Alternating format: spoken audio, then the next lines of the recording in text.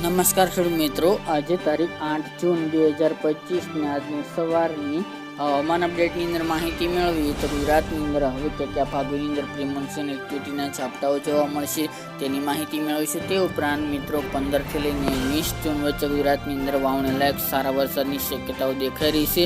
બંગાળની ખાડીમાં એક મોટી સિસ્ટમ બનવા જઈ રહી છે, જેની અસર 15 તારીખ બાદથી જોવા મળશે। સાથે 21 થી 30માં અતિ ભારે વરસાદનું પણ અનુમાન રહેલું છે। તો વિશેષ માહિતી મેળવીશું। ચેનલમાં નવા હોય તો ચેનલને સબસ્ક્રાઇબ કરી નાખજો અને વિડીયોને લાઈક આપીને તમામ ખેડૂત ભાઈને શેર કરી દેજો। હાલ મિત્રો ગુજરાતની અંદર છૂટાછવાયા વિસ્તારની અંદર પ્રી મોન્સૂન એક્ટિવિટીના ઝાપટાઓ નોંધાઈ રહ્યા છે, તેમજ મિત્રો અમુક ભાગોની અંદર વાવણી લાયક સારા વરસાદો પણ જોવા મળી રહ્યા છે। 2 થી લઈને 3 ઇંચ સુધીના ધોધમાર વરસાદો પણ અમુક ભાગોની અંદર જોવા મળી રહ્યા છે। આગામી મિત્રો દિવસની અંદર 2-3 દિવસ દરમિયાન થોડું વરસાદનું જોર ઘટે તેવી સંભાવના છે, તેમજ વિસ્તારોમાં પણ ઘટાડો થઈ શકે છે, પરંતુ આજે પણ હજુ વરસાદની તીવ્રતા જોવા મળશે।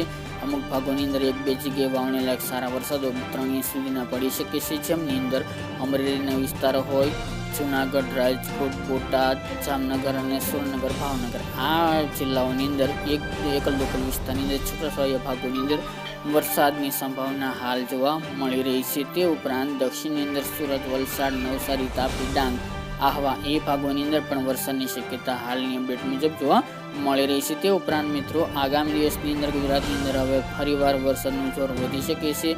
15 થી લઈને 20 જૂન વચ્ચે ગુજરાતની અંદર ભારે વરસાદનું અનુમાન દેખાઈ રહ્યું છે। બંગાળની ખાડીમાં એક સિસ્ટમ બનવા જઈ રહી છે, જેની અસર ગુજરાતમાં જોવા મળશે। સૌથી પહેલાં દક્ષિણ ગુજરાત અને મધ્ય પૂર્વના ભાગોની અંદર પણ આ સિસ્ટમની અસર જોવા મળશે, જેના કારણે 17, 18, 19 તારીખ દરમિયાન વાવણી લાયક સારા વરસાદો પણ જોવા મળી શકે છે। 21 થી લઈને 30 તારીખ દરમિયાન ગુજરાતની અંદર ભારેથી ભારે વરસાદ પણ સૌરાષ્ટ્ર અને દક્ષિણ ગુજરાતની અંદર જોવા મળે તેવું હાલ જોવા મળી રહ્યું છે, તો જેની તમામે ખેડૂત ભાઈ નોંધ લેવી।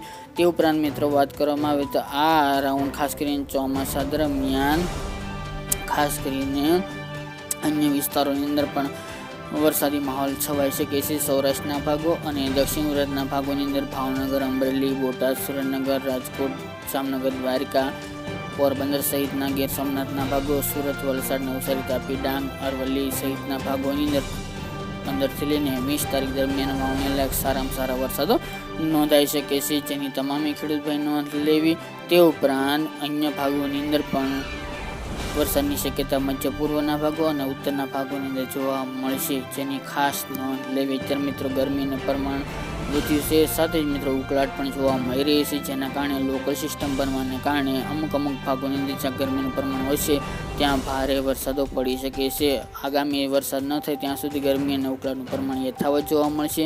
તે ઉપરાંત જેમ ચોમાસું સક્રિય બનશે આગામી 15 તારીખ આસપાસની સિસ્ટમ બન્યા બાદ ત્યારબાદ સિસ્ટમ બનશે અને ગુજરાતને વરસાદ આપી શકે છે, તેની પણ વિશેષ માહિતી આપતા રહીશું। આ હતી મિત્રો આજની વહેલી સવારની અપડેટ।